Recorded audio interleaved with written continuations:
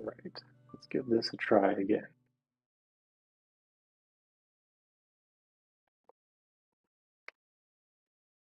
Okay, welcome everybody. Appreciate all of you taking the time out of your day to join me here. So, without further ado, we will get started. So I've got a few things that I want to touch on today, and I think that it's important to try and um, make sure that we're not getting too far into the discussions of landings. So right now, I'm going to discuss everything that's leading up to the landings. Um, And what I define as an approach is basically from the decision or from the point that you decide to land and landing. And sometimes if you are 10 feet off the ground and you realize, like, oh, it's time to land, that's your approach. So, as you can tell, it's pretty important to plan and to be methodical about your approach. If you try to rush the approach, if you don't give yourself enough time, you might find yourself scrambling to fix something that you may not have enough time or energy or altitude to really correct. Um, and while we're before we dive too deep into this, just wanted to say that shameless uh, advertisement. Certainly appreciate everybody watching. If you can subscribe to the channel, that helps. Eventually, I would hope to get enough subscribers so I can do a little super chat, and that would make these live streams much more frequent, I think. But in the meantime, your support is by subscribing is much appreciated. Uh, okay, if you do have any questions during my the talk, or if there's something that I say that you have additional questions on, um, please type it in the chat as soon as you can, and then I will see that and uh, go and address it. Okay, so just grabbing my notes here.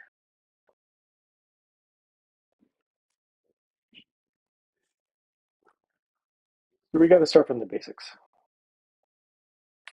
What a lot of schools teach are basically, if you are this high above the ground and you see this landmark and the runway's here, then you want to turn 90 degrees to land uh, at this point or that point.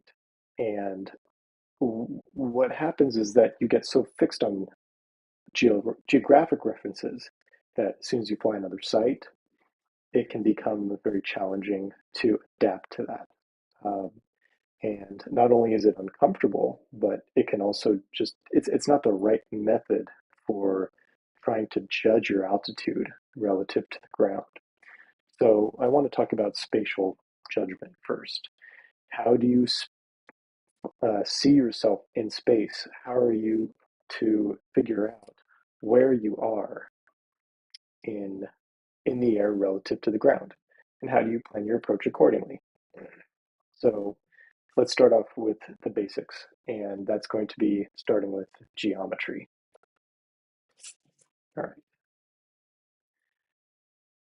So first things first, we need to define an approach that is independent of geographic references.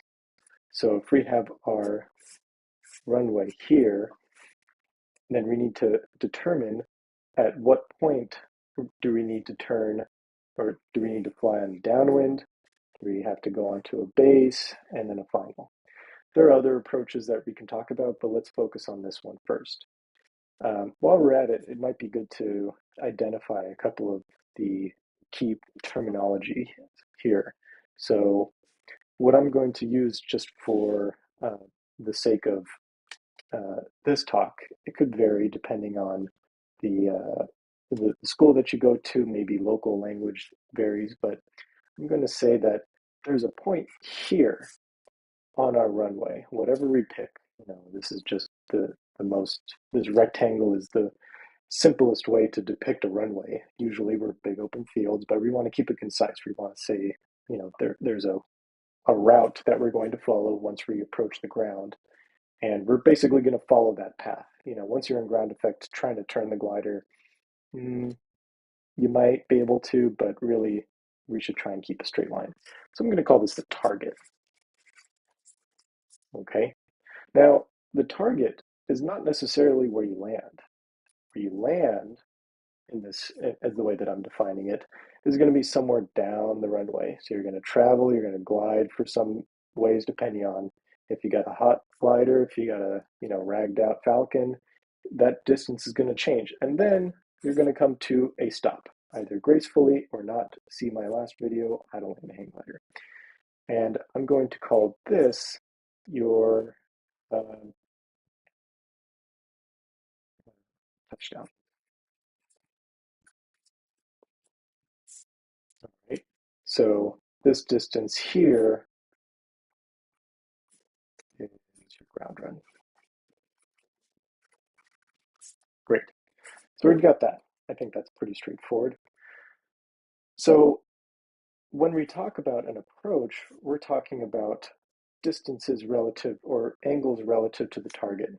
So if I can draw this a little bit more in 3 dimensions here, we've got an approach that's looking something like this. Okay, and we've got our target.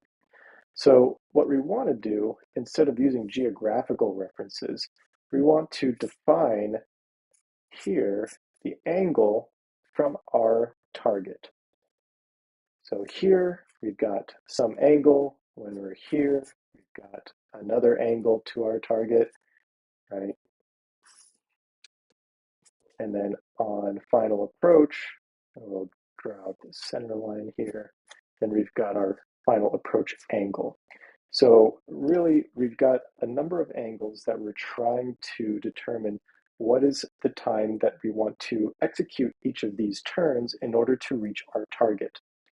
So I'll throw out a couple of numbers here, and it varies depending on, maybe you have a like perfect pitch, you have perfect geometry, and 30 degrees, you just know exactly what that is. And I could probably be butchering it to some degree, but on a downwind approach, you're looking probably about somewhere 35 to 40 degrees above your target. Okay. Base leg, this is definitely not the best depiction of this angle, but you're looking closer to like 25, 30 degrees, depending on your glider. If it's a high performance, subtract 5 to 10 degrees. And then on final here, you've got somewhere between, I would say, 15 to 25 degrees. Okay. Now, that's some good ballpark numbers, but really, it's not a hard and fast rule. The way that you determine these angles is practice. You have to get out there and practice these angles and how they look to you from the air. So how do you figure out, well, how am I really going to hit my target, or am I just guessing all the time? Well, we have a nice little tool here, and it goes directly back to the handbooks for aviation. So if we're looking down a runway, that's a very good runway for this. Let's draw it this way here. There we go. So we've got a runway, you've got your piano keys, and you've got your center line. Great. So if you are trying to hit your target here, if all of a sudden the target keeps moving below you, you're going to overshoot it. If all of a sudden your target is way out in front of you, you got those big piano keys right here, then you're going to undershoot. So this is on target, this is an overshoot, and this is an undershoot. Great. So you can tell by if the target here, your target is fixed in the middle of your field of view. If you're staring at your target and it's not moving up above, or it's not going underneath you, that means that's where you're going. Now you can vary that. You can pull in for more speed. You can maybe slow down a little bit to try and vary that so that your target becomes more or less fixed in your field of view. And there's going to be a little bit of uncertainty to it. You might get hit by a thermal, you might hit a big wind gradient. We'll talk a little bit about that. So that's the general overview of spatial orientations for uh, approaches. Now, this is independent of any kind of geography. However, there are factors that we have to consider, and also there are some uh, optical illusions that can be encountered as a result of terrain differences. So one of the optical illusions I'll just say right now, because it's not really something that I want to go into fundamentally, something that you just kind of have to remember. So say you're landing and you've got a hill here, and you've got, your runway is on the, is somewhere close to the edge of a hill. Now, generally, you will come in high, and it's an optical illusion that happens. If you look up landing airplanes at Catalina Airport, it's an airport that's right on top of this mesa, and 9 times out of 10, you'll have people just stupid high. Like they think they're going for the numbers, and they're actually going to end up halfway down the runway on this like 6 or 5,000 foot runway.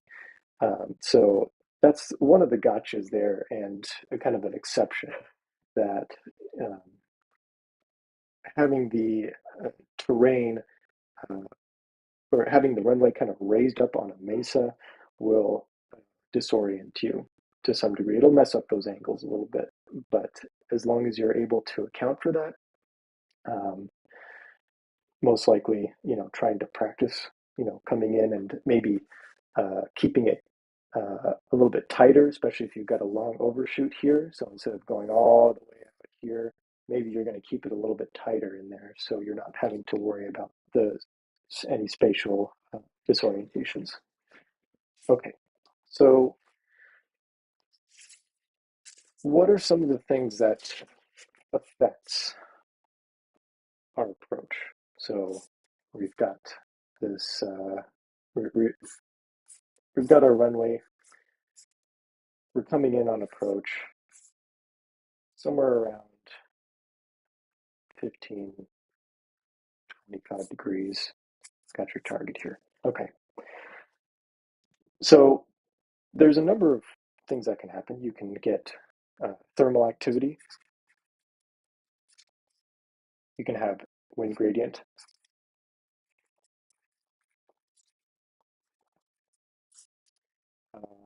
Let's see. You could have a change in wind, which is another form of wind gradient. If all of a sudden, the wind is blowing, uh, 5 miles an hour in, 50 feet up, but going the opposite direction, 5 feet off the ground. That's certainly a dramatic wind gradient. Um, we need to be able to adjust this somehow in order to get on our target.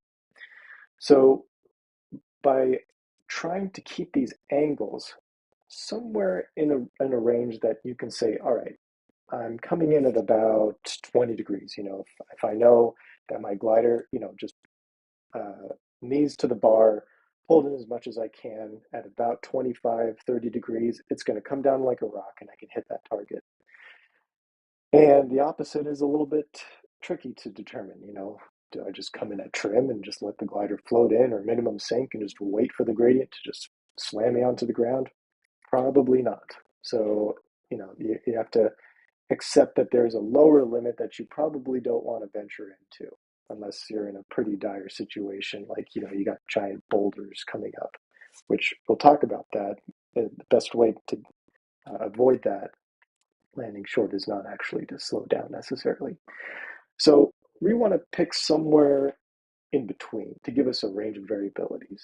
We also don't want to be coming in screaming fast. So we're going to try to approach somewhere in the realm of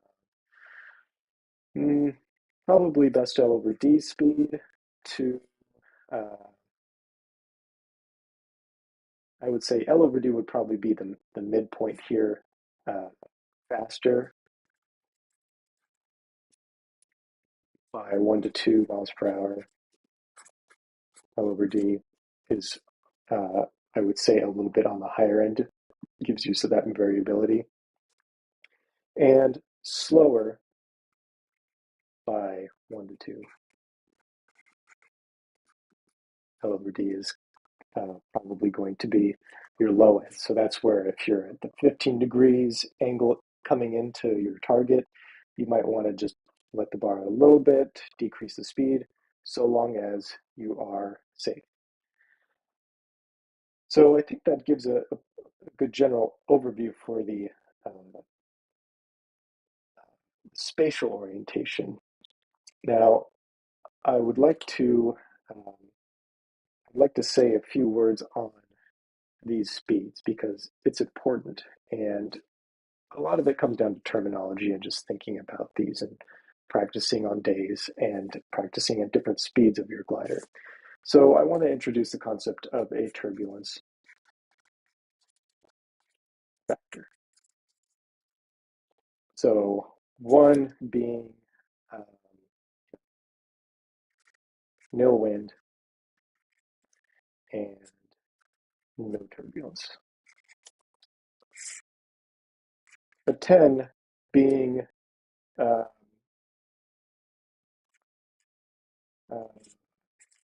NDE, no, not near death experience. Uh,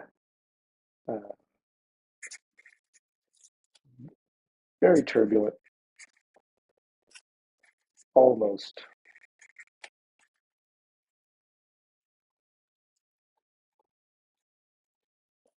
uncontrollable.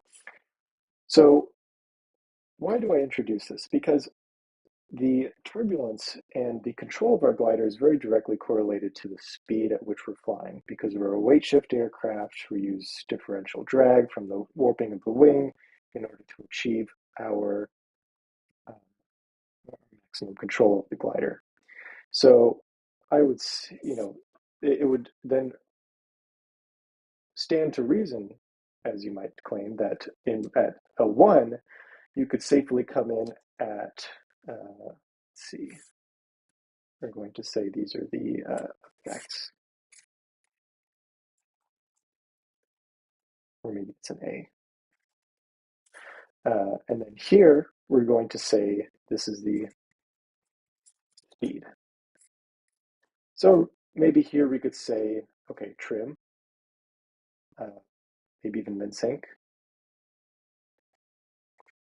If nothing's happening, there's no turbulence, there's no wind, any altitude, then we really don't have too much to be concerned about, and we can take our time to leisurely explore the range of speeds of our glider coming into approach and seeing how our glider descends. Not too often that you get a chance to do that, but theoretically, that's what the turbulence factor would indicate.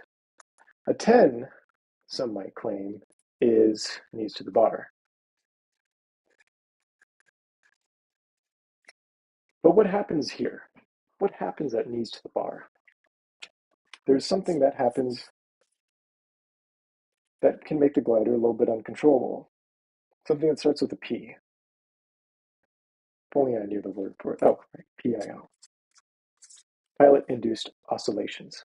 So if we're flying very fast, if we're in turbulent conditions, now our glider, lack of a better view, seagull, not only are we producing a very responsive glider, there's a lot of energy going over the wing, there's a lot of airflow going over the wing.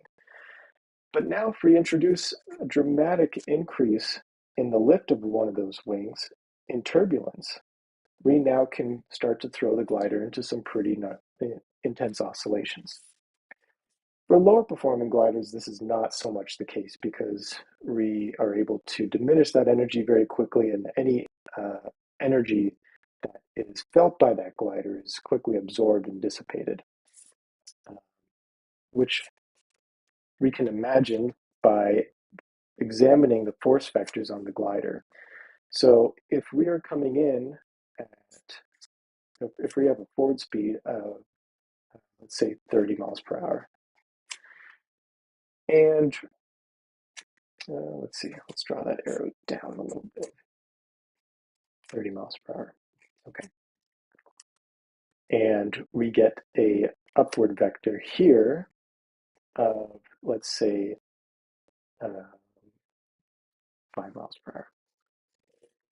Then the result is something that's, a combination of these two vectors, right?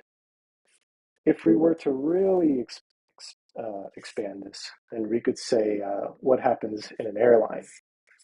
They're going about 300 miles per hour, roughly. What happens when that same turbulence that we think is going to kill us hits the airliner?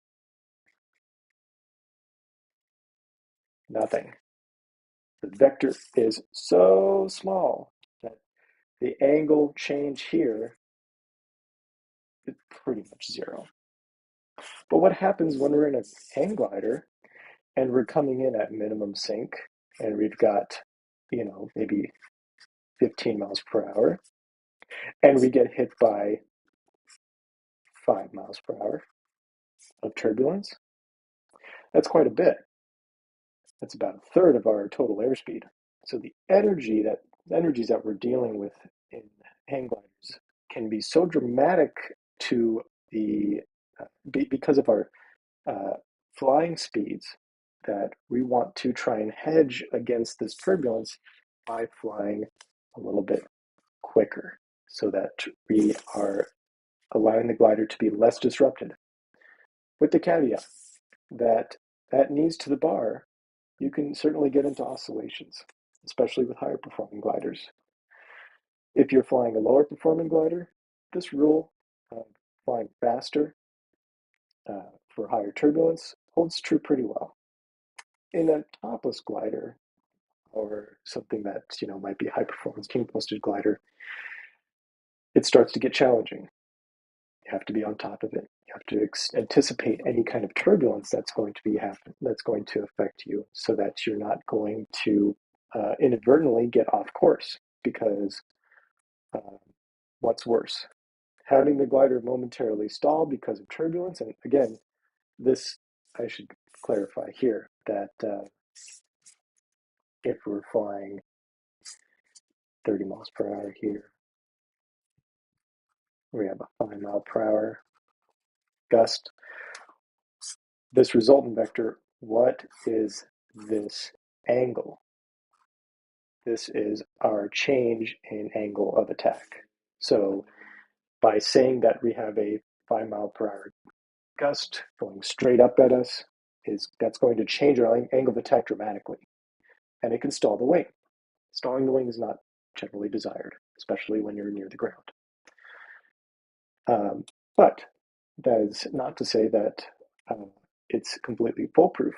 If you are trying to land the glider and all of a sudden you get into a PIO because you're stuffing knees to the bar and you've got a glider that really is wanting to get into a turn because it's being hit by 5 mile per hour thermal going up and it's already got all this energy stored up, it's just wanting to use it to get into a turn, then you're going to have some problems, because a turn down low in a high performance glider is probably a little bit more undesirable than momentarily stalling your glider. So I would say probably a 10 knees to the bar, single surface, or perhaps sport class.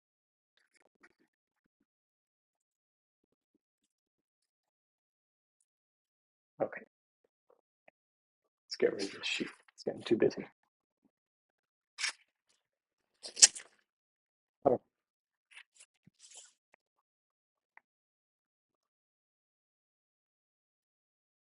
So we've talked about angles of approach. We've talked about our safety factors and how we're going to be approaching.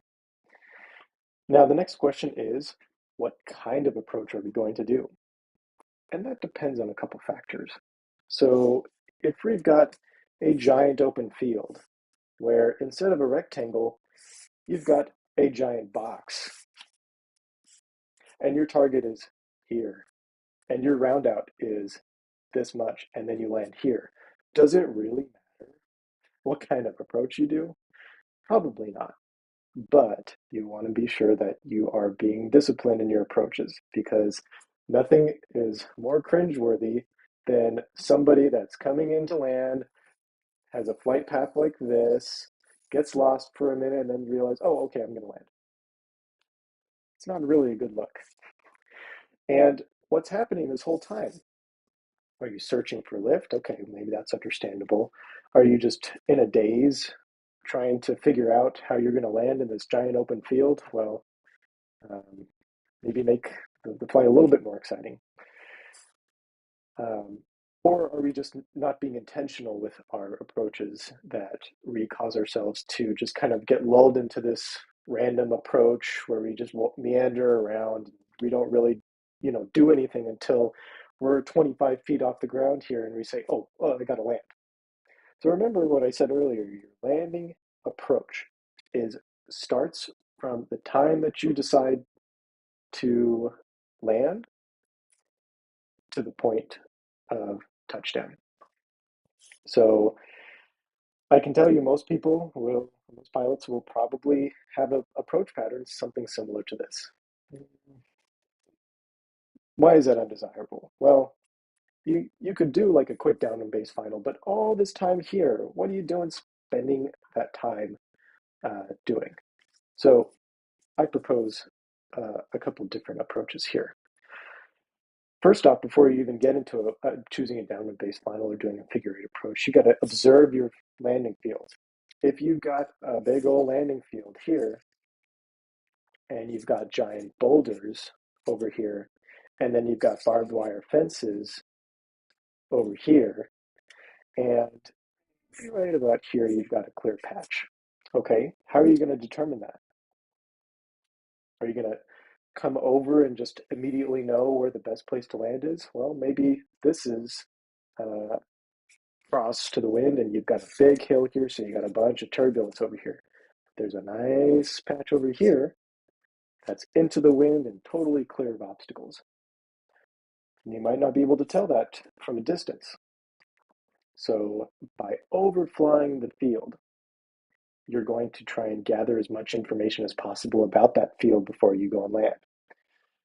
Ideally, of course, you try and go before you fly and observe the landing field. And that is something that's very challenging to emphasize because a lot of times going to the landing zone is a big trek from your takeoff point.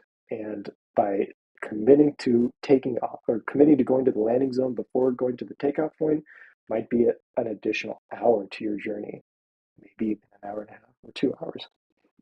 So while it's uh, not as fun, maybe you could get somebody to tell you, okay, I got a Google Maps here. We'll look at the Google Maps and you'll kind of get it. You'll see what I mean when you get there. Well, sure, you'll see what I mean when you get there, but you haven't figured out that this little slot right here has gopher holes the size of your head, and there's a 50% chance you're going to break your ankle. So there are things that we accept flying that there's going to be a certain amount of risks, and I would say you want to minimize that as much as possible. So first thing, if you can, try to walk the LZ first. That's probably your safest bet. The second is overfly the field. Like this, probably not. Let me offer a different approach. No pun intended.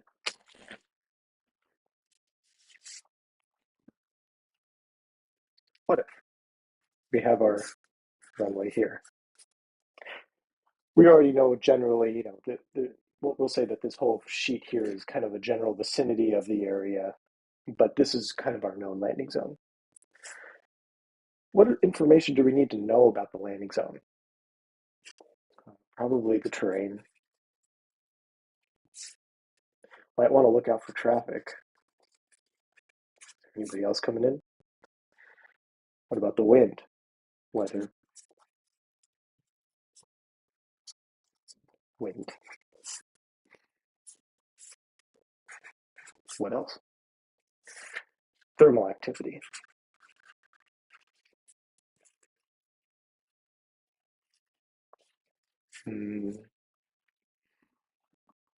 Trying to think of anything else here. Would there be something else that we might be able to try and identify before we go over the landing zone? Wind shadows.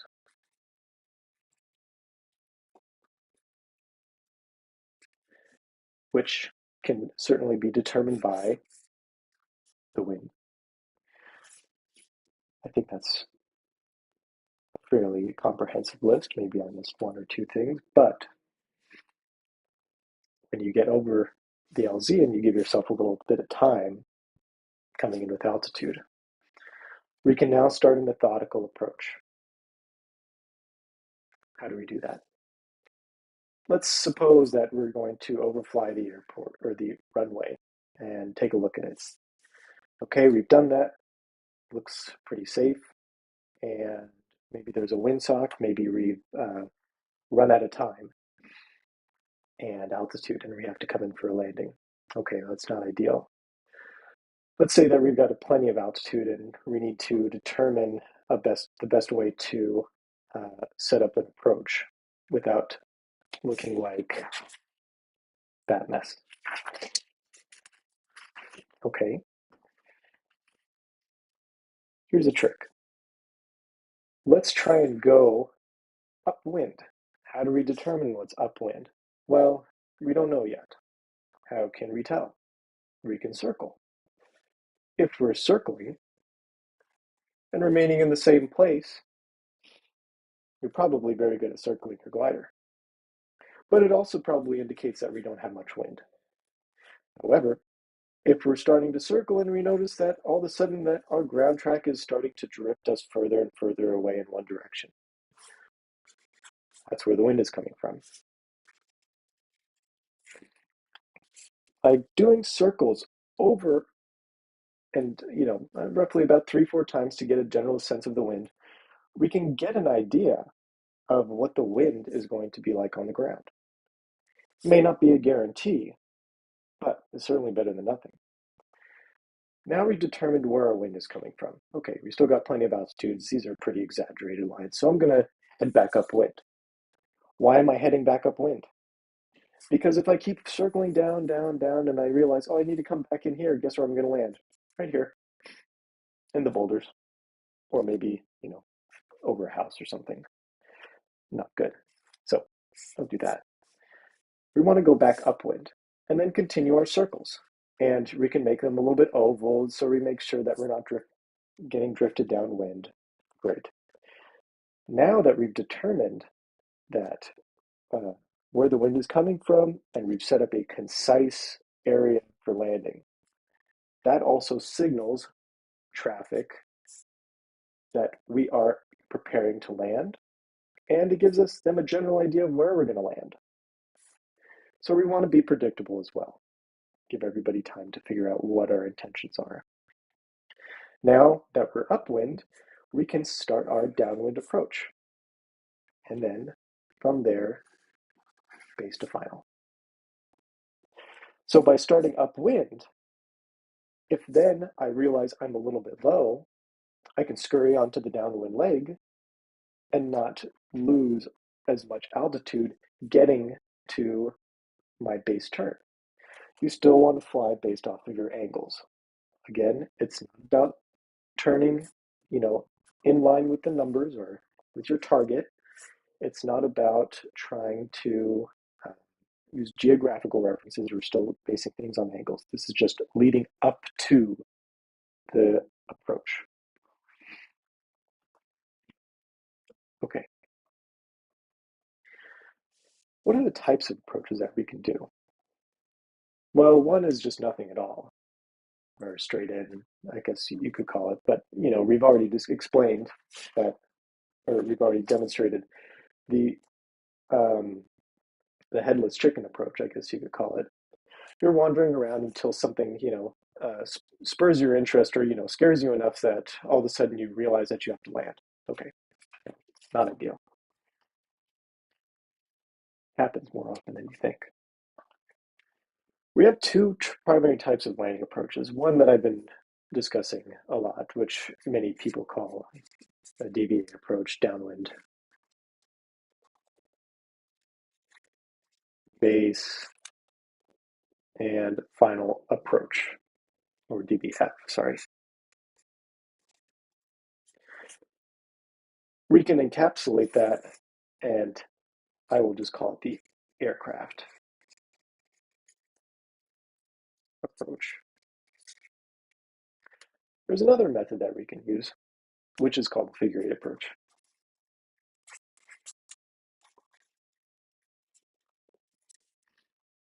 As the name implies, we're essentially doing figure eights until we are ready to land. Let's go back to our situation over here. We've got the wind coming from a certain direction, right down the runway. Ideal situation. Great. I'm going to redraw my runway here just so I got a blank slate. Okay. Now I'm going to start a figure eight approach. So we're going to be approaching, and pretty soon we'll be coming up on the runway, and we're going to start making turns. We're going to first turn, and depending on how much wind there is, ideally, we do not want to try and turn downwind, although it does require at some point sometimes turning downwind. So we're allowing ourselves to try and stay in position behind our target to some degree. Depending on how much wind there is, this might simply look like a pretty flat figure eight. So you could basically just go back and forth, barely make any turns. If there's no wind, then you might end up having to make pretty big figure eights. What's the problem here? What's the danger that can happen here? If we're doing big figure eights to try and stay in place, at some point we're pointing completely away from our target. If all of a sudden we have to land and we realize that we're out of altitude, maybe all of a sudden we realize we're 5 degrees off the ground. Not good. Do you have enough time to finish that turn? Can you plan that accordingly while you're making these complex maneuvers, trying to coordinate how far you're going, making sure that you're not hitting the power lines that are just to the south of you or just to the downwind of you, and trying to keep it so tight in and doing this precision maneuver? Have you practiced enough to really do that successfully? Maybe you have, but there's a marked danger here that we're traveling downwind at some point and going away from our target. This is a very challenging approach and can be uh, what some might say as the best approach can quickly become a impossible approach. So unless you're flying in very strong winds, I generally say that the figure eight approach is the least safe of the two options. The downwind, base, and final approach is going to give you the most variability in your approach planning. It's going to give you plenty of time, and the most danger that you're experiencing flying downwind is when you're the highest. So if you are going to be trying to do low turns, then you're putting yourself at unnecessary risk, in my opinion. There are some places where a figure eight approach is probably the only approach. But I would argue that you can execute a downwind, base, and final approach with great precision and with trees, in slots very well. In fact, if you're trying to approach in a slot with trees on both ends,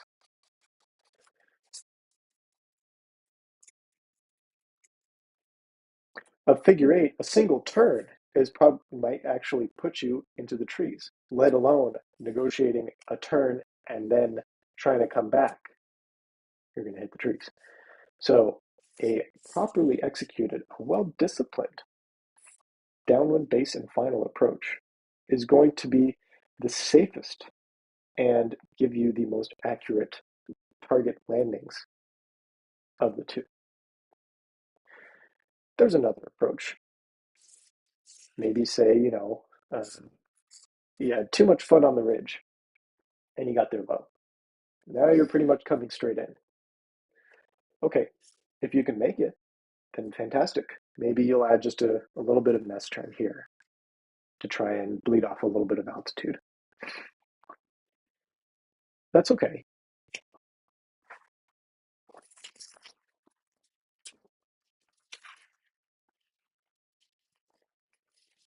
Except what happens here.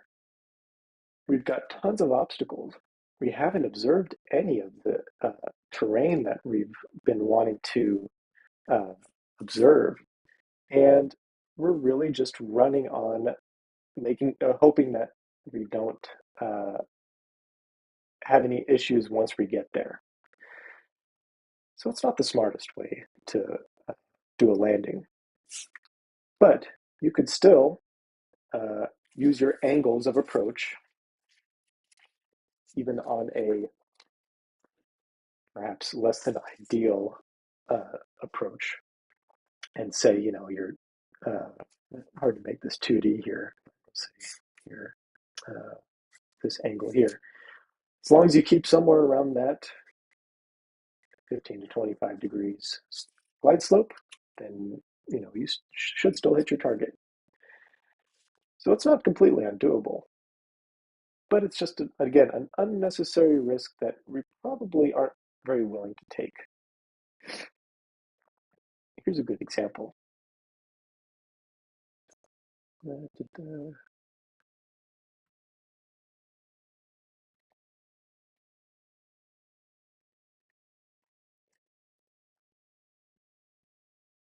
Okay,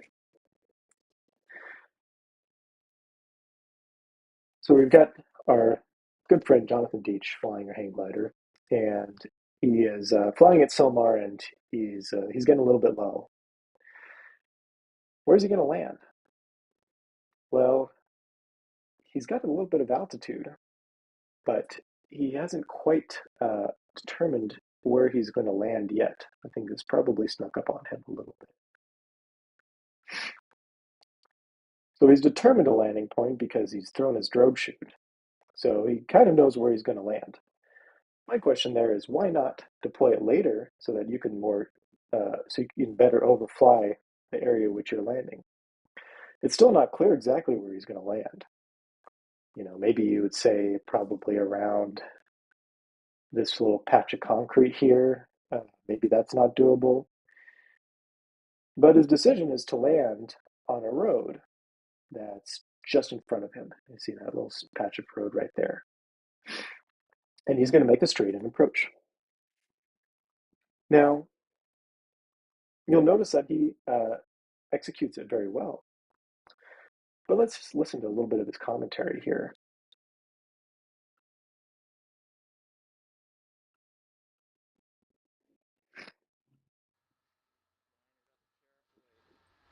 We're going to hit a wing.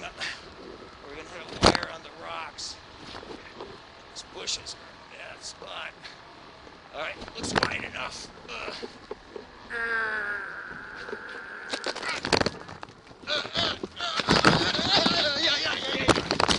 Bad flare timing, dumbass.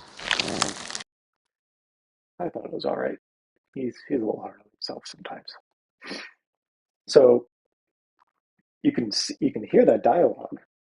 Oh, I've got rocks. I've got bushes. Oh boy, I'm gonna have to figure out. He's trying to negotiate quite a bit in a short time period. with his drogue shootout, he's committed. He's got no other options at that point. Once now that his drogue shoots out and he's going down. Had he overflown that uh, area first and realized that those boulders, maybe they were closer together. Maybe those bushes were so overgrown that his wingtip would have caught. And he mentioned that in the video that he would, he might actually catch his wingtip there. And instead of trying to just figure it out on the fly, be a little bit more methodical by flying directly over the landing zone, then he might have found that perhaps this parking lot would have been better actually. Perhaps that little concrete area would have been better. Perhaps he in this big concrete pad. Maybe not. There's a fence line there. I see. Um, but if it was me and I was unfamiliar with the area, I was on a high performance glider, I'd probably pick that, even if I did have a hard time getting out of there. So you see that it certainly can be executed, but at what risk? How much risk are we willing to accept in our landings and hang gliders? And how good are you at trying to, you know, negotiate uh, landing zones on the fly? I remember I was flying in uh, the Sycamore Canyon, which was a just, you know, little trail off the side of the road. Uh, you had bushes 10 feet below you. There was barely a cut in the path for a launch. We were flying big old Falcons, so, we hopped off and, tried to scoot over to the landing zone, which was over a hill. So I lollygagged and I ended up getting behind the hill. I've got almost nowhere to land. And I could land on the road. It was Mulholland Pass Drive, but it was going to be quite a risky move if a car came. So I found a little field and I dove the glider in, just skimming the tree lines and rounded out and ended up getting into ground effect with a ton of energy. Luckily, I jumped over a big rut that was not visible to me during the landing, during my overfly, my very brief overfly, if any. And I ended up, trying to get on my feet to slow the glider to a stop, and there was a hedge of bushes at the end, and ended up hitting the hedge of bushes at maybe 3-4 miles per hour. So got away with it. But approach planning certainly needs to happen soon. So if you do not know if it's an unknown that you're going to stay up, the time at which you decide to land is pretty much when you launch. And you need to plan accordingly, probably even before launch, if it's that much of a dire situation. So you'll notice that I'm talking a lot about, approach planning, because that's half the battle. You could, execute the most perfect downwind base final approach. You could have all your angles to the point where you don't change your airspeed throughout any part of the flight, and you could still end up getting hurt because you didn't anticipate one of the factors that we've talked about. Maybe you didn't anticipate a wind gradient, um, which is a challenging subject because it's invisible. Okay, enough of that. So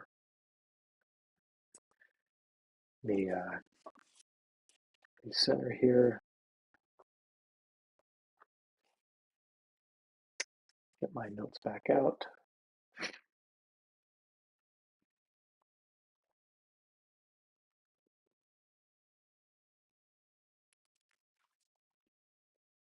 Okay, so I want to talk a little bit more about factors that can affect the approach. So what are some things that can affect your judgment in your approach? And by the way, we've gone on for almost an hour now. So, this is a good time. If anybody has any questions, then please do ask them now. Otherwise, I will continue. And I'm happy to stop at any point to answer any questions, especially if it's relevant. So, what are some of the factors that affect our judgment in flying?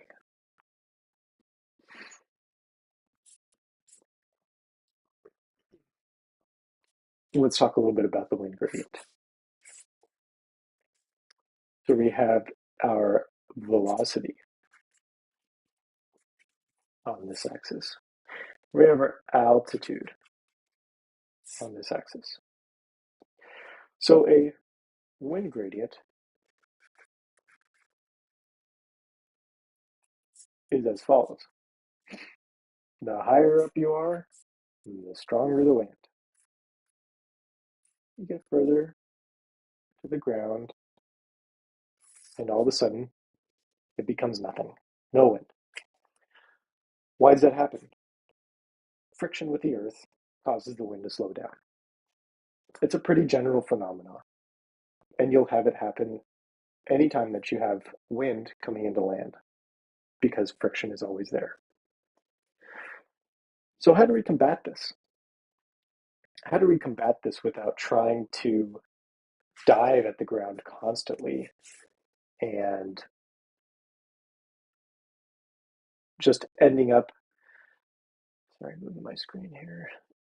How do we just not dive at the ground constantly and, give ourselves no room for variability? Because it's easy on a Falcon to say, well, I know I'm going to experience a wind gradient here. So I'm going to come in at a 45-degree angle on final, and I'm just going to stuff the bar because I know I can get the glider down. Well, what happens if you misjudge that? That's not very good. It certainly accounts for the wind gradient. RG asked a question here. You mentioned with a high-performance glider, your angles may be reduced around 10 to 15 degrees. Wouldn't that bring your final down to around 5 degrees? Any more information about changing angles per glider? I will show a couple videos later of some high-performance glider approaches that I thought were pretty good. Now, I would say that 5 degrees is certainly at the appropriate angle. And again, like I said, I'm using more of these angles as a reference. It's probably going to be somewhere closer, 10 to 15 degrees on final approach. So I'd correct my previous statement there and say 5 degrees certainly is too low. But you should not be coming in on a high performance glider um, at, 25 degrees might be pretty much your limit there. And even then, you're going to end up going a little bit long. So um, I would say for high performance gliders, reduce it. Maybe the better uh, estimation there is reduce it by 5 degrees. So thank you for bringing that up. I think that was a bit over exaggerated. So if we're coming in at a high angle here and just dumping on the speed, again, we've talked about a couple of issues that can come up there. We can get into a PIO. We have no variability. So now we're in full dive. And this point, basically, if we don't, if we get bumped up by any turbulence or any lift, then we're going to definitely overshoot. So how do we hedge against these wind gradients? Because, they get a lot of people in trouble. The best thing to do is as you're approaching down between, let's say, 5 to 20 feet here in this range, you want to be very acute about keeping a constant bar pressure.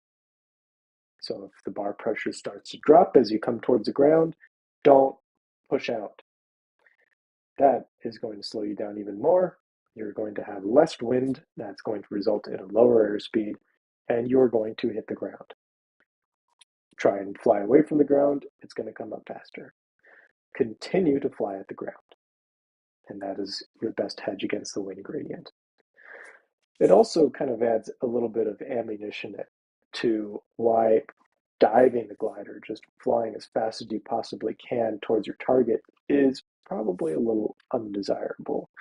If we are only going to be uh, able to overshoot our target, then we really have very little room for error in that situation.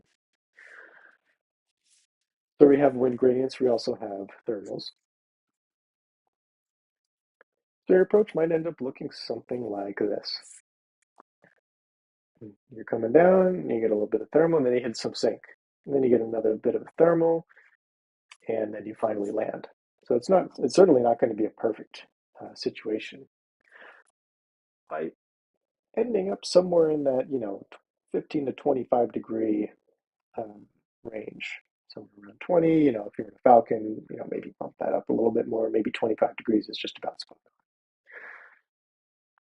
You're going to give yourself plenty of room for variability to accelerate here to stay in control of that rising air, and then you're going to then have plenty of speed as you encounter that sink to then let out a little bit of energy, being cognizant that in this 5 to 20-foot range here that you're going to encounter a wind gradient. So I'm going to maybe dump on a little extra speed here just to power through it, and then I'm going to round out.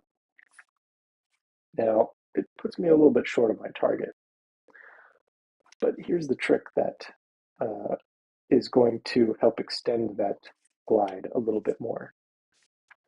So let's go back to our definitions here for just a minute. We've got our target, we've got our round out, ground run. I'm going to actually call this round out. Sounds rolls a little bit better off the tongue. Target,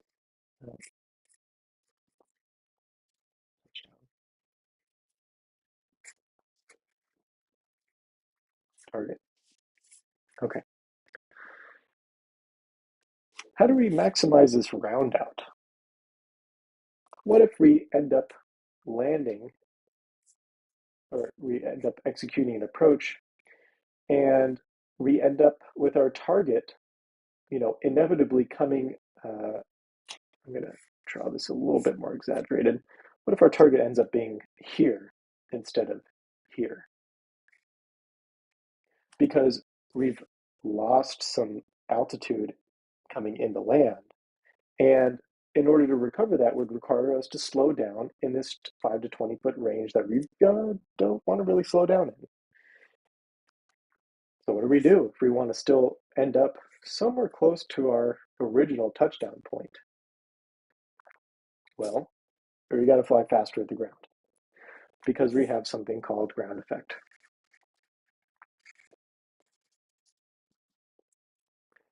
By flying towards the ground into ground effect, we're essentially extending our glide. The more energy that we come into the ground with ground effect, and we keep it in ground effect.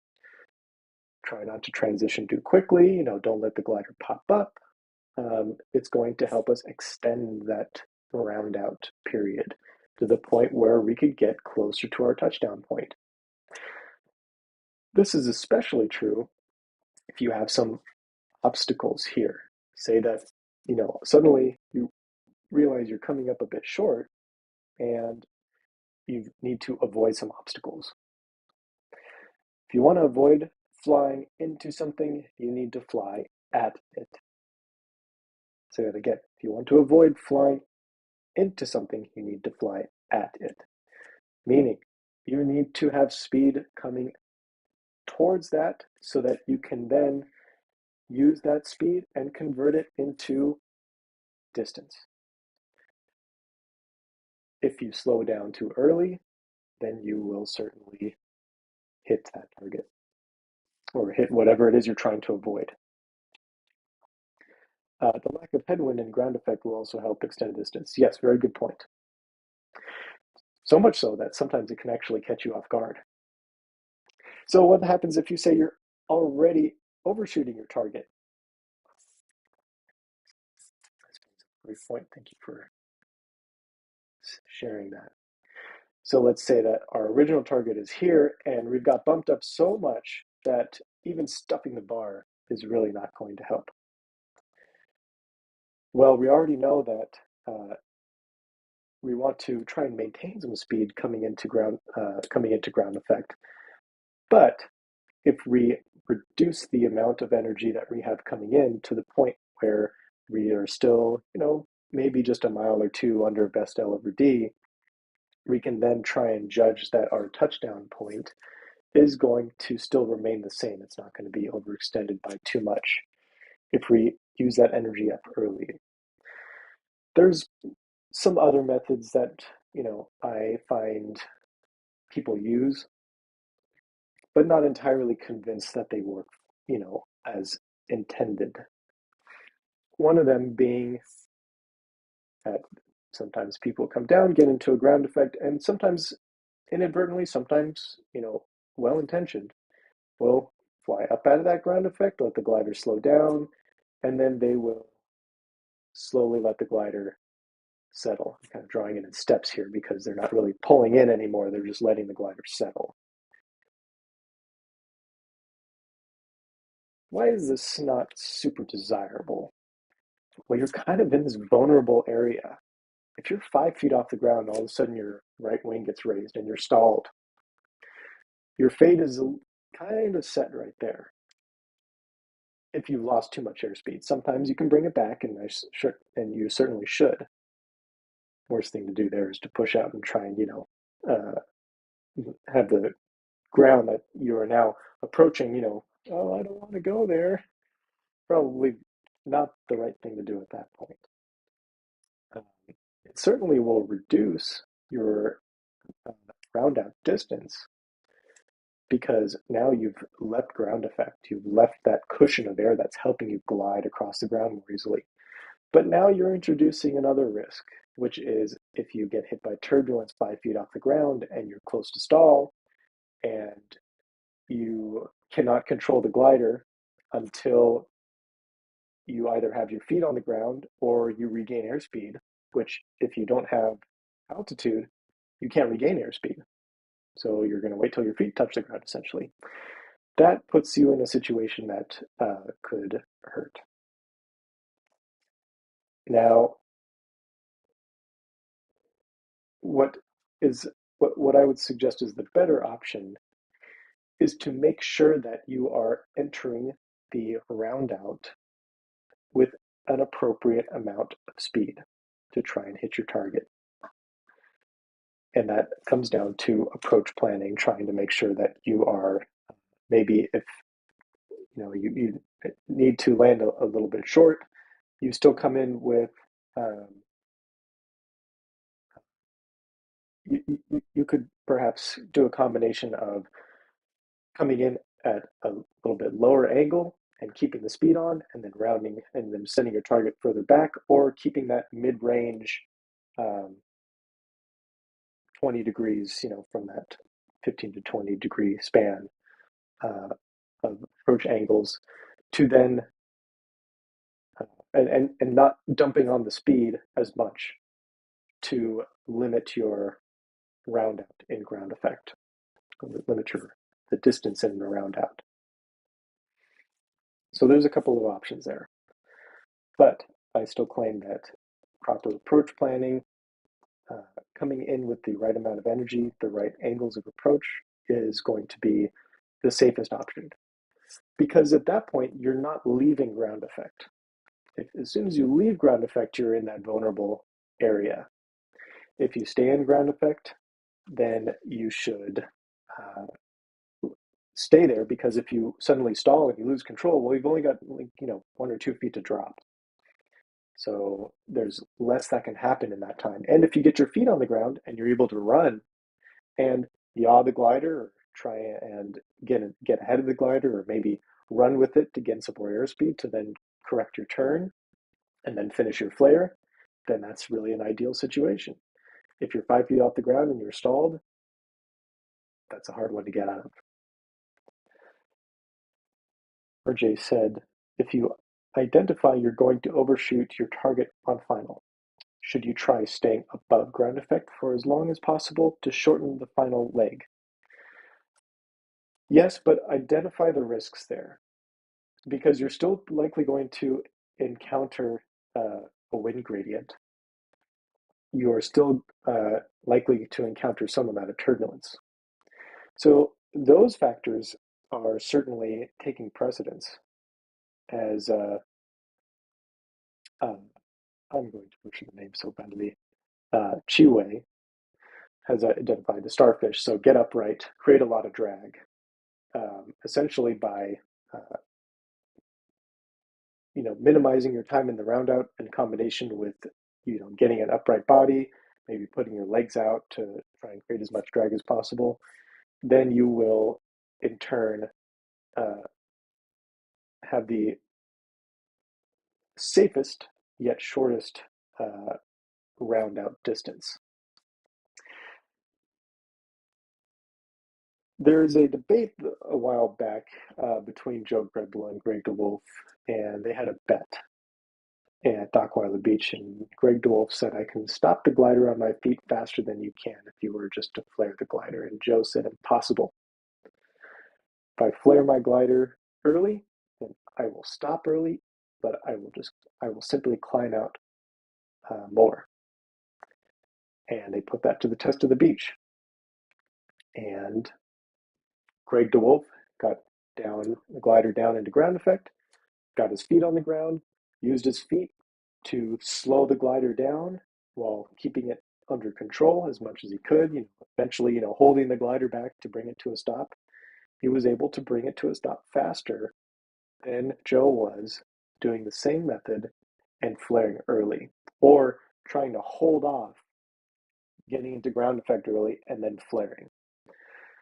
So if you're really in a pinch and the terrain allows for it, and you're flying a glider that is not going to be uh, impossible to run with, such as a very high performance glider, then getting on your feet and trying to slow the glider down could actually be the best way to try and prevent overshooting. Staying in ground effect as long as possible. Again, you're then kind of venturing into that 5 feet off the ground area where if you kind of loiter here, then you can see plenty of videos where people end up hitting a wind gradient still. Maybe they're not, they're a little too high, or by the time that they settle onto the ground, then the ground effect is no longer going to help them. So ground effect is only really going to activate if you come in with some speed. So be aware that if you round out high, uh, then as soon as the glider settles back down towards the ground, the effects of ground effect are going to be significantly diminished to the point where, at this point, if you're not flaring, then the glider is just going to continue to sink into the ground because you still have a little bit of a wind gradient to get through. You still have just about 5 feet left of that wind gradient. It's still going to create more, the earth is still causing that friction over the ground. In calm conditions, or maybe in smooth laminar conditions, where you have, enough wind to, kind of fix some of these hiccups. If you still have enough air, wind speed to keep the glider from stalling and keep it under control, that's fine. In low winds or no wind, this can get people in trouble pretty quickly. And there's countless numbers of issues on YouTube. So when you watch people, and you see them, rounding out a little high, and then you see them kind of floating to the ground and then flaring, and then they miss the flare timing or the glider gets ahead of them, that's what's happening. Okay.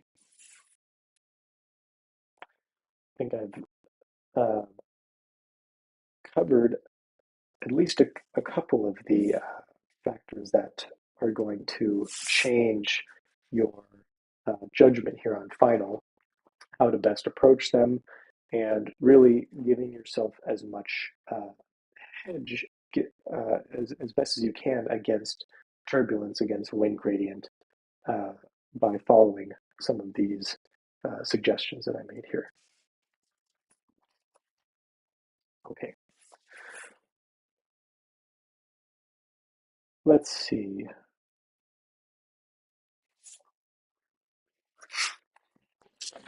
This is still a good time for questions, so certainly keep them coming if you've got them.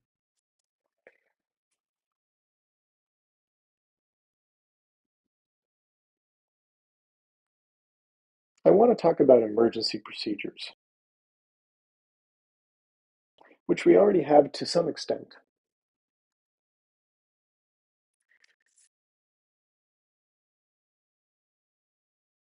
Trying to think of any emergency procedures that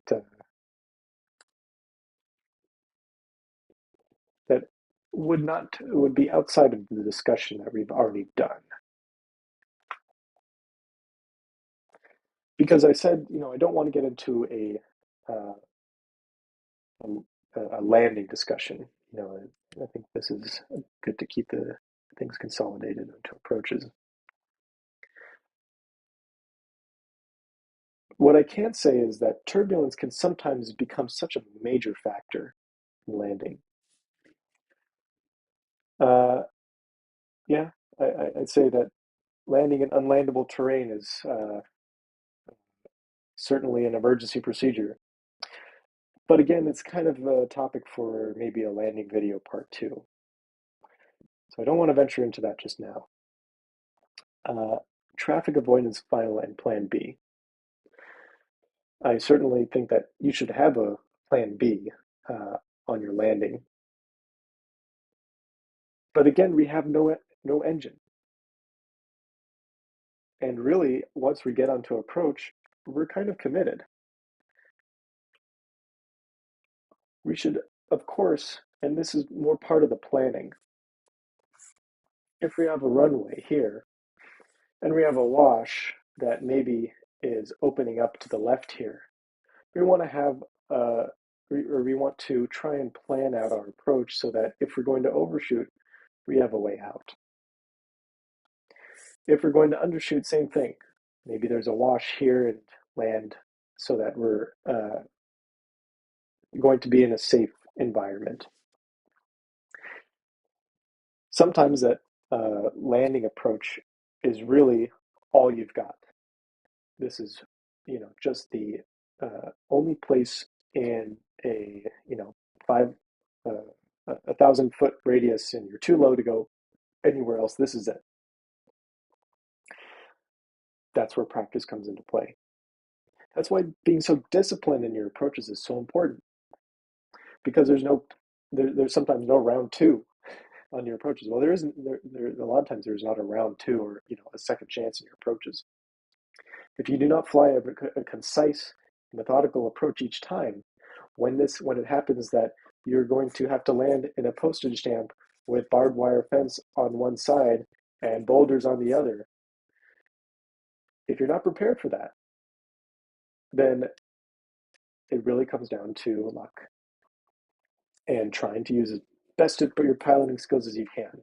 And again, we could talk about landing approaches. We could, you could say, well, come in a little bit high, and then just at that 20-foot mark, right as you're going through the wind gradient, pull on just enough speed to get through that wind gradient safely and spend as little time in ground effect as possible.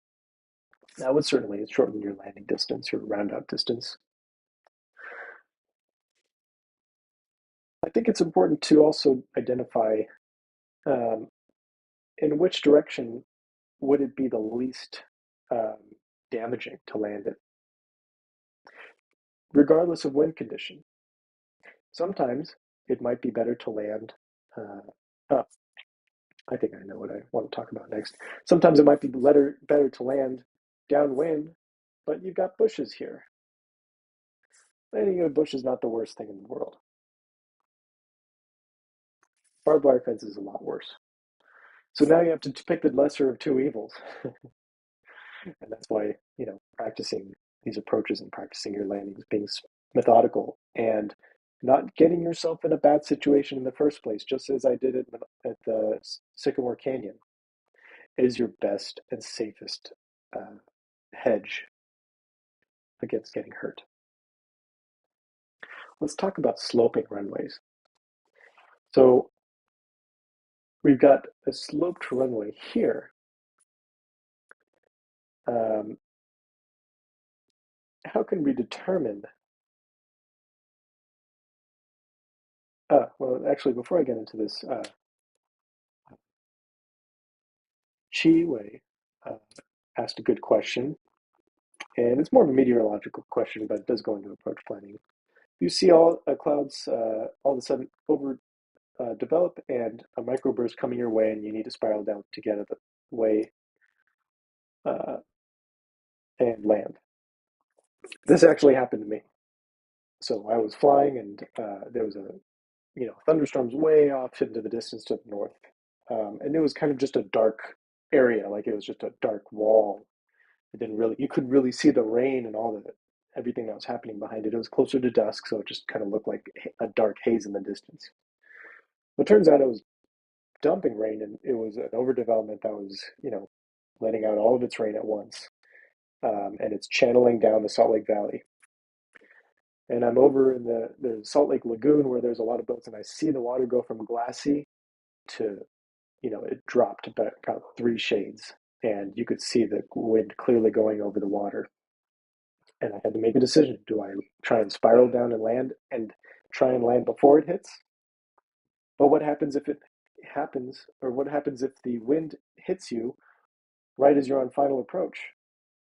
What's the worse? What's the lesser of two evils?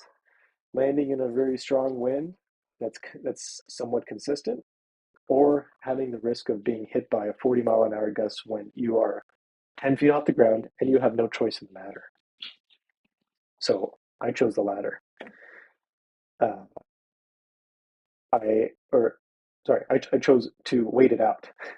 So I stayed up and I was flying, and I approached the, uh, the gust front approached, and uh, I got some lift, and all of a sudden I hit massive sink. And then my vario started showing that I was going, um, I had a 40-mile-an-hour wind from the north. So that's not something you really want to see. And to, add insult to injury, the landing zone that we had designated that was probably the safest, because if I crashed, there was people that were going to be there to help me right away. We're behind a line of houses.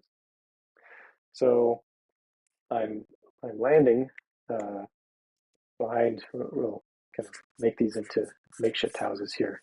So I'm landing in this field, and here's a kind of a grassy road. So, I'm basically, doing these very flat figure eight approaches. I'm not going anywhere. In fact, I kind of have to kind of creep upwind a little bit with speed to keep from getting blown downwind. And about, 30 feet off the ground, then I, hook a turn, and I just, go so quickly downwind. And then I get back into the wind, and I got all this rolling turbulence. And about 10 feet off the ground, you get wire slapped. Um, and at that point, I was certainly pulled in quite a bit because, you know, you don't know what's going to happen.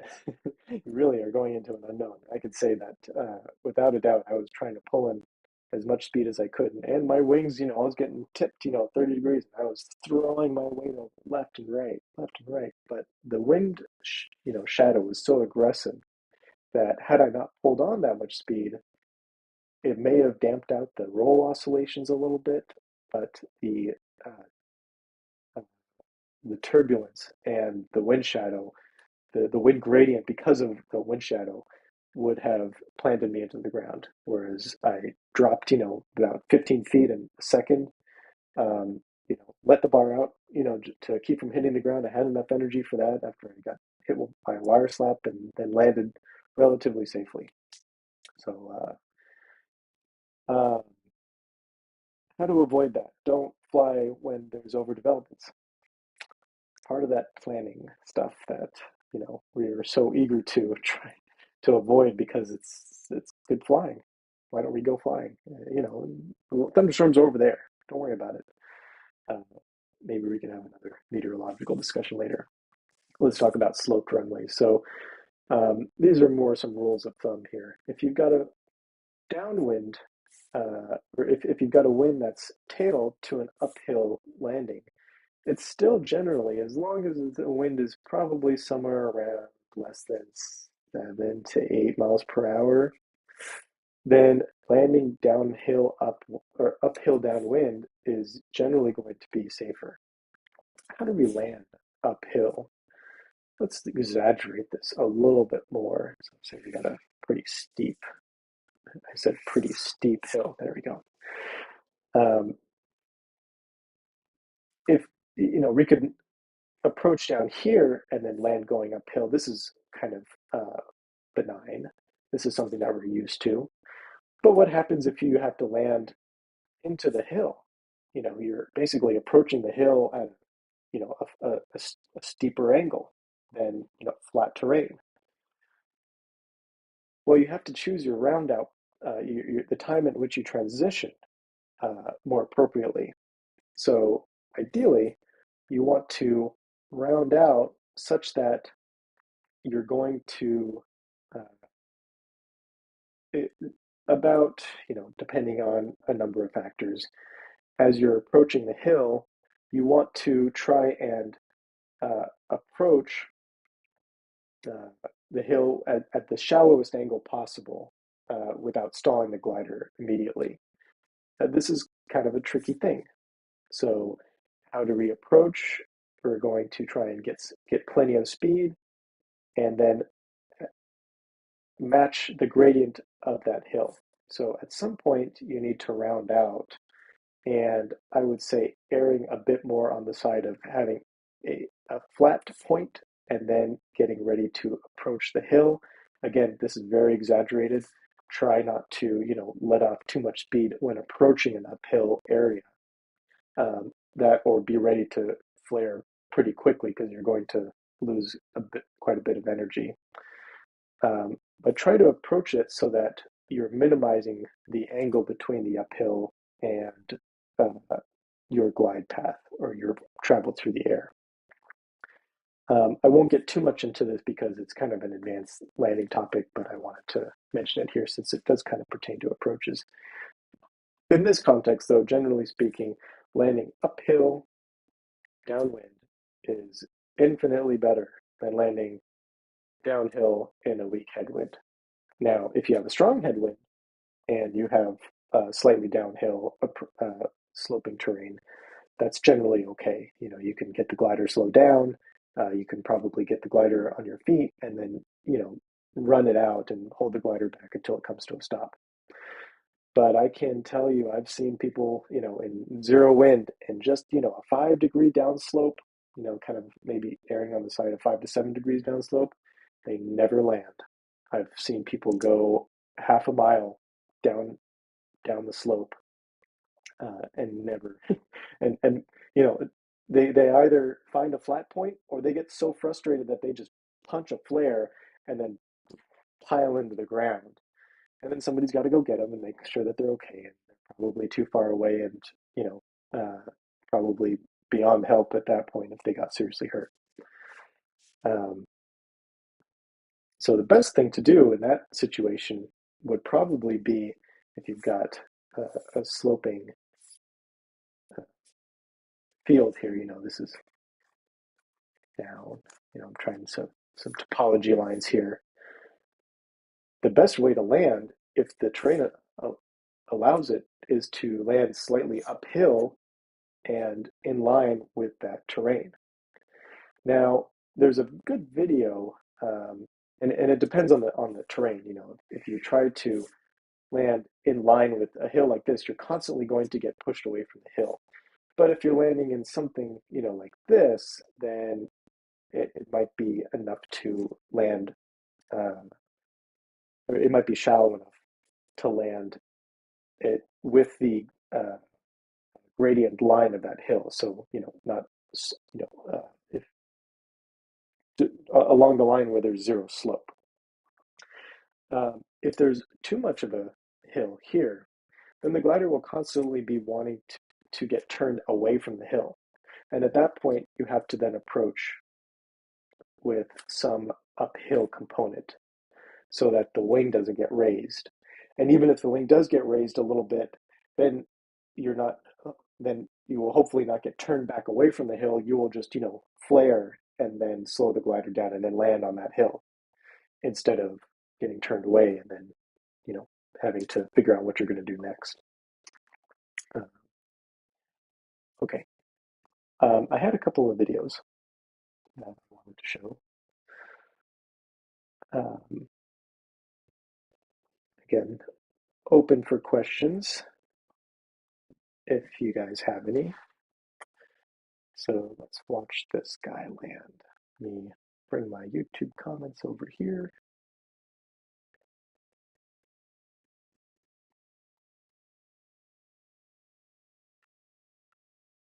Okay, so this is a area called Lookout Mountain in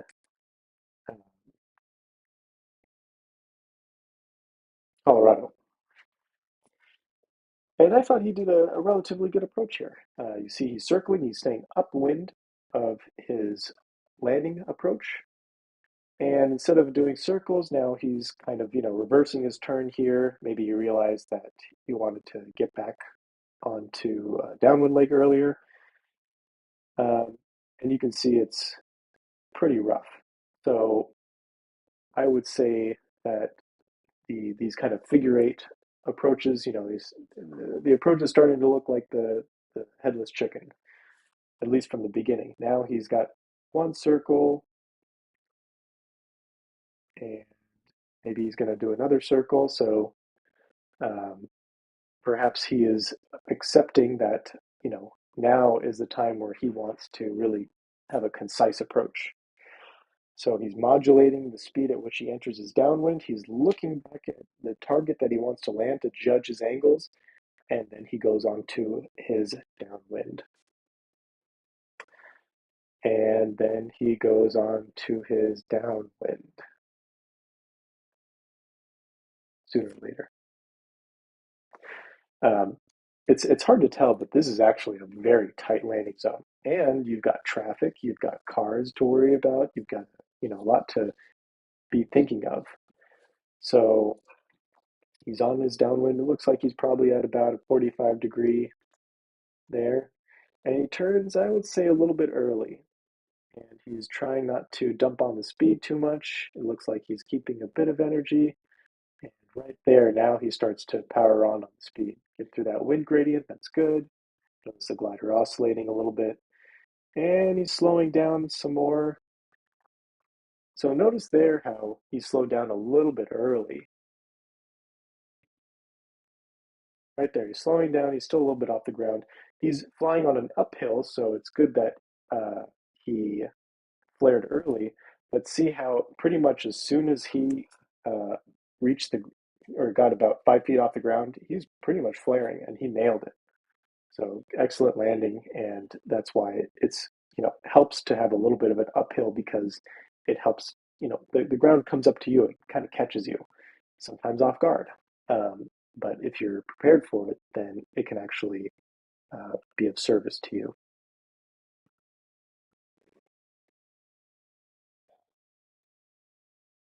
Okay, so we already watched that one. Here's a good approach for a topless glider. Again, friend Jonathan Deitch on his T2C. Um, and I want you to see how shallow of an approach he does. So leading up to the landing, we don't really get to see what he was doing, but now he's on his downwind. And by the looks of it, it's a fisheye lens. He's probably at about, I don't know, 30 degrees there on his downwind. He's slowing down a little bit, trying to extend his base leg, takes off his BG, and that's about a 10-degree approach angle for that topless. And then comes in for a landing. So notice how shallow the angles are. And also notice that he keeps a pretty consistent airspeed throughout his base to final approach. And that's important for higher performance gliders because we really don't want to be trying to get into too many slipping turns, especially that low near the ground due to the danger of getting into a PIO. So notice how he chose his airspeed and he stuck with it. And he might have slowed down a little bit. I'll say that that probably uh, is points off for that approach. But he didn't, do anything radical on his base to final. And I would say that any approach can adopt that same method if you plan it out appropriately. And the fewer changes you have to make on approach, save for maybe, adding on a little extra speed to go through wind gradients, you got turbulence, but by minimizing the amount of changes that you have to make during your approach is that confirmation that, hey, I judged that just about right. I got where I wanted to. I chose a speed that was appropriate. Was it appropriate for the turbulence and the amount of control that I needed over the glider at that time? That's a different question. Uh, but it will certainly give you positive feedback if your approach looks similar to that. Few changes, good airspeed management. You notice that he was actually flying pretty fast on his downwind and then slowed down a little bit on his base to final. So um, I think he had adjusted appropriately, um, but getting close to the ground, there were not too many variations. And that's where you want to try and either make variations to add airspeed or, prevent, from getting turned off course.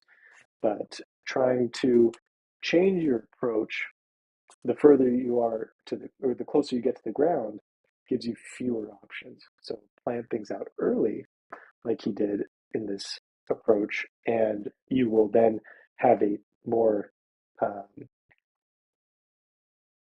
uneventful final approach.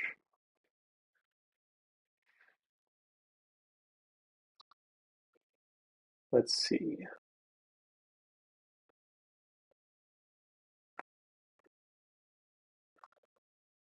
Here's a fun one.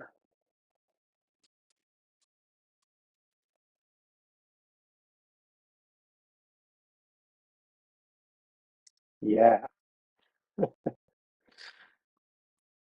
that looks pretty fun.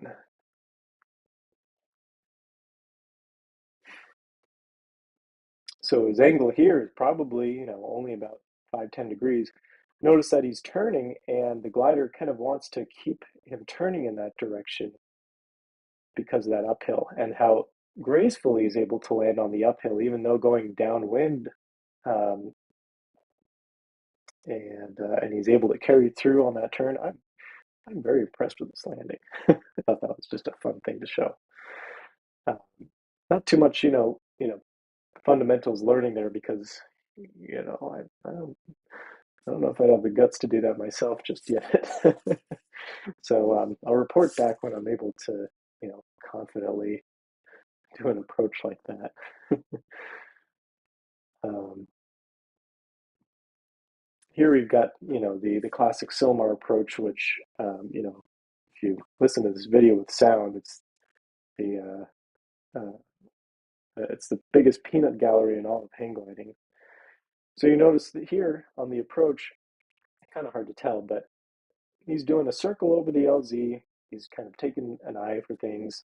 He's going upwind, and he's immediately going and turning into his, we call it a crosswind, into a downwind. So I like this approach where you kind of start on the along the runway.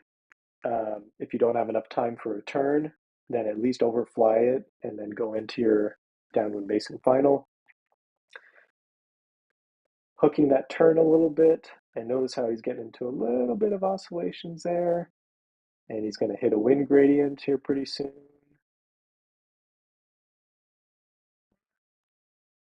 Not too bad, actually. The high performance gliders handle that fairly well. By the way, this is the HD version, so yeah.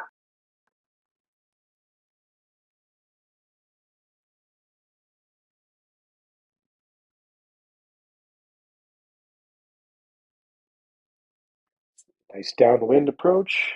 Looks like that's about a 35-degree angle there, and he's pouring on the speed, so maybe a little bit high.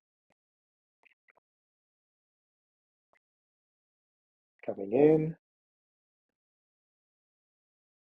rounding out a little bit early, but still nailing that flare. Very nicely done. That the Silmar landing zone has a little bit of an uphill in that area, so he timed it right, kind of hitting that uphill part at a little bit more flat angle, um,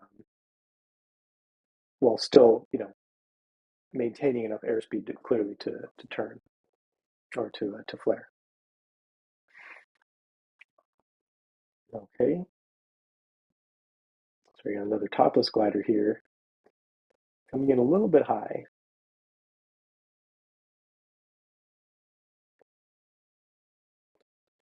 Probably about 15-degree approach there, but he's also flying kind of slow,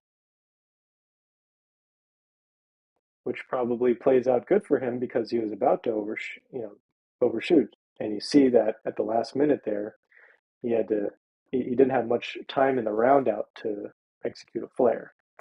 So the round out also helps with planning the flare, trying to give yourself enough time to figure out when the proper time to flare is. So there's a safety factor associated with that beyond just um, avoiding turbulence and avoiding the glider from getting upset by the wings wanting to dip left or right. Came up a little bit short, so he cut it close. So varying the approach, you don't have to square off your turns necessarily, can help you reduce those angles, or sorry, increase the angles. If you cut the turn short, then you're going to come in higher than you normally would. If you keep those turns nice and square, or even oval them out a little bit, maybe you overshoot a little bit, and then you come back onto your final approach, then you're going to decrease the angle at which you approach. You're going to come in a little bit lower because you lost more altitude spending more time in the air. Whack. Nicely done. Um, so now that you've got the tools and kind of the context of what to look for in landing approach, now comes the practice. Be methodical, watch plenty of videos, look at what people are doing, see what they're doing right, see how they're maybe coaxing the glider in to get it exactly on the target. You'll notice people like Johnny Duran that do landing competitions, they'll come screaming in ground effect and they'll just glide and glide and glide in ground effect, and they're able to judge that round out distance very accurately, which is probably pretty safe too. Sometimes you'll see people come in really slow because they know as soon as they reach that target, they just have to flare, and then hopefully there's no turbulence or massive wind gradient that they're going to hit. Which, if you fly west of the Mississippi, I can guarantee there's probably a very small chance that you'll be able to get away with that kind of approach. Maybe at the beach.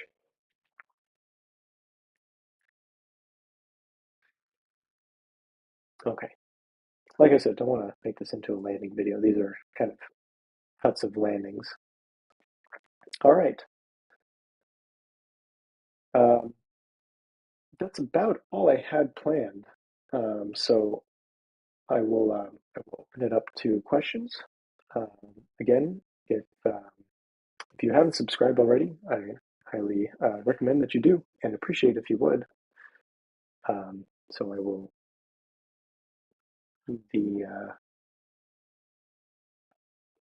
leave the floor open.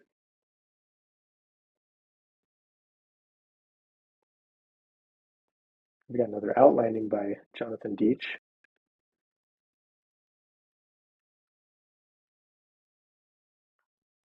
And this is kind of a topic in and of itself, is outlandings. How do you choose a landing field? How do you figure out where you're going to land if you're in uncharted terrain? What kind of terrain do you look for? What are some hazards that you might not be able to tell from the air? There's a lot of things, and it comes down a lot also to local geography. So being familiar with the area. I know when I was flying sailplanes in Mojave Desert over at Crystal Air, a lot of times my instructor would say, "You see that wash down there? You see that, what looks like a light, kind of sandy area? It looks inviting, doesn't it?" I'd say, "Yeah, it does. I'd probably land there." He says, "You'd probably be dead because there's giant boulders in there and it is completely unlandable." Now, for a hang glider, we can kind of weave between the rocks, but in a sailplane, you've got none of that. Um, Sorry, I've been letting Jonathan's video play and I haven't even been observing it. So I see RJ asked a question. Let's see what Jonathan's up to. It seems like he's trying to uh, he's trying to do some S turns here and kind of do some figure eight approaches. Maybe he's trying to do a last ditch effort soaring these foothills here. And now maybe he's realizing, uh-oh, like I'm out of options and I don't think I'm getting up from here. So he's getting his feet out of his harness and he's doing essentially a figure eight approach. Okay. I'm still not sure where he's going to land yet.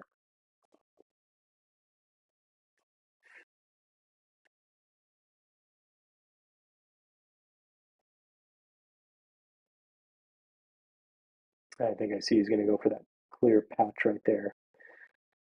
Um, Looks like he's doing a straight in approach. He doesn't really have enough altitude uh, to come in. Now, interesting. It seemed kind of benign starting off. Okay, nice open flat field, right? And then you go a few frames later and oh, it's kind of a valley. So, what can you expect from a landing field like this? Well, you certainly might be getting some wind shadow from these hills, depending on where the wind is blowing from. You could perhaps expect thermals to be breaking off of the some areas. Probably not concrete. The concrete stays for the most part relatively cool, but start to notice how the terrain can change and how the picture of landing somewhere starts to change as you get lower to it. And you need to be able to observe those changes and identify the hazards that can come up as you're on your final approach to increase speed and power through any wind gradients that you might encounter. A little slow there, Jonathan. Whoop, whoop.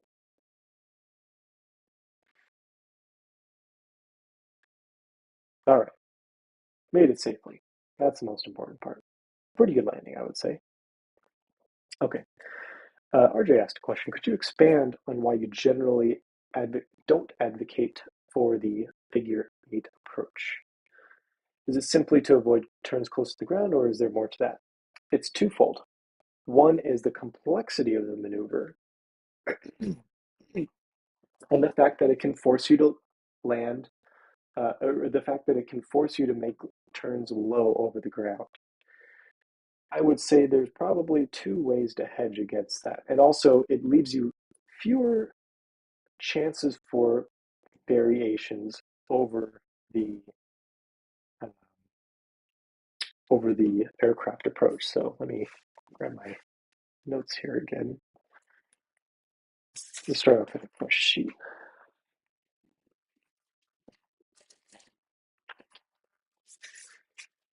So if we've got our figure eight approach, our targets are targets somewhere over here. We've got a runway expanding up off the page. Okay. Oops. So why don't we want to do the downward, or why do we want to avoid the figure eight approach as well? If you are doing this maneuver and you're really trying to keep it tight and you're doing all these, really aggressive, figure eight turns and you're, bobbing and weaving, doing uh, these these maneuvers, you're really setting yourself up for being disoriented. And you can keep it really confined and it gives you the most variability because you're um, having the smallest radius turns so that when you say at this point, if you were to decide that you've reached that 10-degree angle for approach or 20 or 15 or 20, then you could quickly hook out of it and then go and land. But again, that's, even there, it requires a low turn, and now you might even be in a slipping turn if you've got all this speed and now you bank into a turn really aggressively to try and stay on course with it. Now, say you've got these big, long, you know, circles, figure eights here. Well, what happens if you're here and you realize that you've got this 10-degree, you've got that 20-degree point made? You could certainly say, oh, if I'm further back, I'm gonna be a little bit higher. There's ways to adjust for that. But now, what happens if you realize, uh-oh, I'm not gonna make it? So at this point, it's a bad time to have to vary your approach. Whereas on a downwind, on an aircraft approach, if you're coming up a little bit short, you just shorten it up a little bit. If you are too high, then you can extend it further out, or maybe kind of go a little bit long on the base and do a little less turn there. You've got a little bit more room for variability. This part right here would probably be the most danger because now you're adding in an extra turn, and this turn here, maybe you could shallow it out so you're not trying to dive towards the ground as quickly. But in general, figure eights can be one, disorienting, two, leave fewer opportunities for variation without increased risk. Um, and there's the fact that you are going downwind. And also think about if you've got a pretty strong wind and you're trying to do these figure eights. Well, you're trying to do, especially if you make them tight, this complex approach. What happens? All of a sudden, you're drifting downwind. Your approach is, inevitably causing you to go further away from your landing zone. And if you try to stay, if you try to make it right over your target, well, then, what happens when you're right here? You got to hook that turn really hard and then go into land. So, uh, again, there's a lot of different factors that can cause you to, not be, not hit your target in the figure eight approach versus the aircraft approach, which gives you a lot more opportunities to correct for issues. And also, you're going to have to judge, your angle at every point in this figure eight. So you're constantly craning your neck back, or if you, do look ahead here, if your eyes are looking ahead at this point, then the time between here and when you look back, you might have drifted so far here that you're too low at that point. So it's easy to get behind the ball on these approaches. Not to say that they should not be done. They're certainly appropriate, and when you've got a big open field and nothing to do, um, you've got a little bit of room to be lazy, or maybe it's a good time to practice that approach. Um, or you've got too much wind that if you go on to downwind, then it's going to say you've got so much wind that you're basically pointed into the wind, and you're barely at a snail's pace, traveling upwind and doing circles. You're kind of doing these, you're trying to travel as much as you can upwind, and then you're going down really quick, and then down really quick. So that can be a bit intimidating, and it's certainly a reason, and that's certainly a case for doing a figure eight approach, because then you're more or less pointing yourself into the wind. You're just going back and forth, and your nose is really not pointing downwind. So if the figure eight approach allows you to not travel, or to point your nose downwind, then it suddenly becomes quite a safe tool. So that's why reuse it. That's why we present it to students as a very useful approach to have. Um, the, there's just limitations to it. Where are my comments? Okay, no other comments there.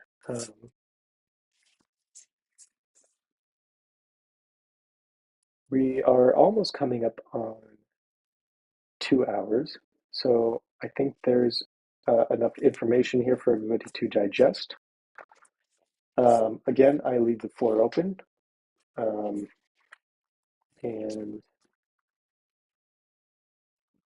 Anybody that hasn't been um, speaking up and asking questions, I encourage you to do so.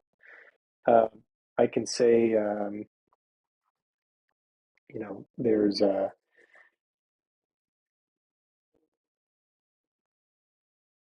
well, maybe I'll save too much of the stories for another time, because I want you guys to come back and watch more videos. And I think we've covered a lot here, especially for the fundamentals, uh, and hopefully some good information nuggets as well. So I will call it there. It looks like we don't have any more questions. Again, encourage everybody to subscribe, and I hope to see you out flying soon. So just waiting for any last minute questions.